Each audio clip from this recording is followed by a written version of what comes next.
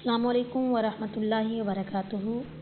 آج کا سبق ہم سورۃ البقرہ کی آیت نمبر 261 سے شروع کرتے ہیں۔ اعوذ باللہ من الشیطان الرجیم، بسم اللہ الرحمن الرحیم۔ مثل الذین، مثال ان لوگوں کی، ینفقون، خرچ کرتے ہیں وہ، اموالہم، اپنے مال، فی سبیل اللہ، اللہ کے راستے میں، کمثل من، حبۃ، ایک دانے کے، انبتت، اگیں، سبع سنابل، اس سے 7 بالیاں، فی کل سنبلۃ،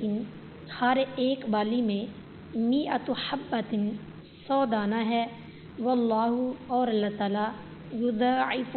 بڑھاتا ہے، لمن یشاء، جس کے لیے چاہتا ہے، واللہ، اور اللہ تعالیٰ، واسع، وسعت والا ہے، علیم، جاننے والا۔ ان لوگوں کی مثال جو اپنے مال اللہ کے راستے میں خرچ کرتے ہیں، ایک دانے کی مثال کی طرح ہے جس نے 7 خوشے اگائے، ہر خوشے میں 100 دانے ہیں، اور اللہ جس کے لیے چاہتا ہے بڑھا دیتا ہے، اور اللہ وسعت والا، سب کچھ جاننے والا ہے۔ فی سبیل اللہ، قرآن میں مجید میں سبیل اللہ کا لفظ عام یعنی اسلام کے معنی میں بھی آیا ہے، جیسے فرمایا، ان کثیرا من الاحبار والرہبان لیأکلون اموال الناس بالباطل ویصدون عن سبیل اللہ، سورۃ توبہ کی آیت نمبر 34۔ بے شک بہت سے عالم اور درویش یقیناً لوگوں کا مال باطل طریقے سے کھاتے ہیں اور اللہ کے راستے سے روکتے ہیں۔ اس صورت میں اسلام کے ہر کام میں خرچ کرنا فی سبیل اللہ خرچ کرنا ہے، اور خاص معنوں میں بھی آیا ہے، جیسا کہ سورۃ توبہ کی آیت نمبر 70 میں صدقات خرچ کرنے کی جگہوں میں ایک فی سبیل اللہ ہے۔ وہاں فی سبیل اللہ سے خاص جہاد مراد ہے، نیز صحیح بخاری میں حج کو بھی اس میں شمار کیا ہے۔ یہاں اگرچہ عام معنی میں بھی مراد لیا جا سکتا ہے، مگر جیسا کہ شاہ عبد القادر رحمۃ اللہ علیہ نے فرمایا، جہاد مراد لینا گزشتہ اور آئندہ آیات کے لحاظ سے زیادہ مناسب ہے۔ الذین، جو لوگ، ینفقون، خرچ کرتے ہیں، اموالہم، اپنے مال، فی سبیل اللہ، اللہ کے راستے میں، ثم، پھر، لا یتبعون، بعد میں نہیں رکھتے، ما انفقوا، جو انہوں نے خرچ کیا، منًا، کوئی احسان، ولا اذًا، اور نہ ہی کوئی تکلیف، لہم، ان کے لیے، اجرہم، ان کا اجر، عند ربہم، ان کے رب کے پاس ہے، ولا خوف، اور نہ کوئی خوف ہوگا، علیہم، ان پر، ولا ہم یحزنون، اور نہ ہی وہ غمگین ہوں گے۔ جو لوگ اپنے مال اللہ کے راستے میں خرچ کرتے ہیں، پھر انہوں نے جو خرچ کیا اس کے پیچھے نہ کسی طرح کا احسان جتلانا لگاتے ہیں اور نہ کوئی تکلیف پہنچانا، ان کے لیے ان کا اجر ان کے رب کے پاس ہے، اور ان پر کوئی خوف اور نہ وہ غمگین ہوں گے۔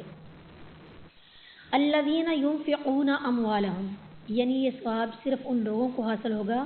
جو رضائے الہی کے لیے خرچ کرتے ہیں، اور خرچ کرنے کے بعد نہ کسی پر احسان جتلاتے ہیں اور نہ زبان و عمل سے کوئی تکلیف دیتے ہیں۔ کسی کو کچھ دے کر احسان جتلانا کبیرہ گناہ ہے۔ حضرت ابو ذر رضی اللہ تعالیٰ عنہ بیان کرتے ہیں کہ رسول اللہ صلی اللہ علیہ وسلم نے فرمایا، 3 آدمی ایسے ہیں کہ اللہ تعالیٰ ان سے قیامت کے دن نہ کلام کرے گا، نہ ان کی طرف دیکھے گا، نہ انہیں پاک کرے گا، اور ان کے لیے عذاب علیم ہے۔ رسول اللہ صلی اللہ علیہ وسلم نے 3 دفعہ یہ فرمایا۔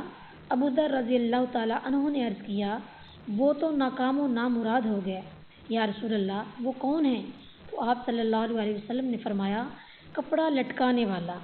احسان جتلانے والا، اور جھوٹی قسم کے ساتھ اپنا مال فروخت کرنے والا۔ مسلم الایمان، باب بیان غلط تحریم اسبال، حدیث نمبر 107۔ قول معروف، قول بات، معروف اچھی، و مغفرت، اور درگزر کرنا، خیر، بہتر ہے، من صدقۃ، اس صدقے سے، یتبعها، کہ اس کے پیچھے، اذن، ایذا دینا مقصود ہو، واللہ، اور اللہ تعالیٰ، غنی، بے نیاز ہے، حلیم، بردبار۔